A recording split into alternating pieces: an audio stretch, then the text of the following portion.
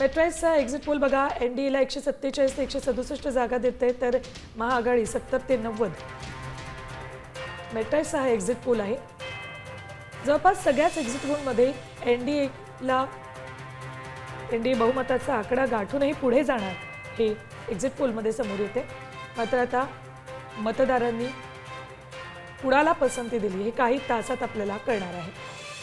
तर पुढचा exit poll people's पल्सचा NDA 133 ते 159 जागा जिंकणार असा अंदाज त्यांनी वर्तवलाय, तर महाआघाडीला 75 ते 101 जागा मिळतील असा अंदाज पीपल्स पल्सनं व्यक्त केलाय.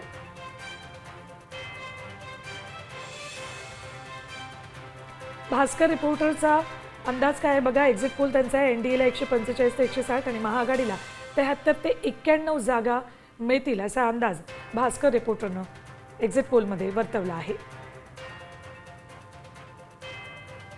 आणखी एक्झिट पोल आपण बघतोय. चाणक्यचा एक्झिट पोल बघा, एनडीएला 130 ते 138 जागा मिळतील असा अंदाज चाणक्यने वर्तवला, तर चाणक्यनं महाआघाडीला 100 ते 108 जागा मिळतील असा अंदाज वर्तवला आहे.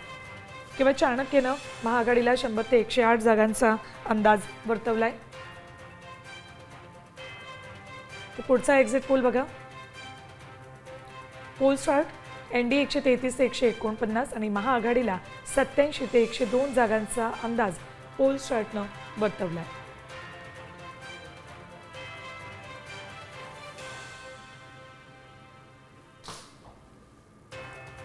बिहारची निवडणूक देशभरात चर्चेत राहिलेली. पंतप्रधान नरेंद्र मोदी यांनी अनेक सभा या ठिकाणी घेतल्या होत्या.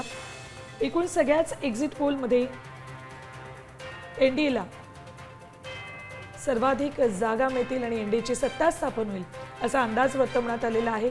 तर महाआघाडीला चाणक्याने पोल स्टार्टनं केवळ 100च्या पुढचा आकडा गाठता येईल असा अंदाज वर्तवलेला आहे. मेट्राईस म्हणते 147 ते 167 एनडीएला मिळतील, तर पीपल्स पल्स 133 ते 159 जागांचा अंदाज एनडीएसाठी वर्तवलाय.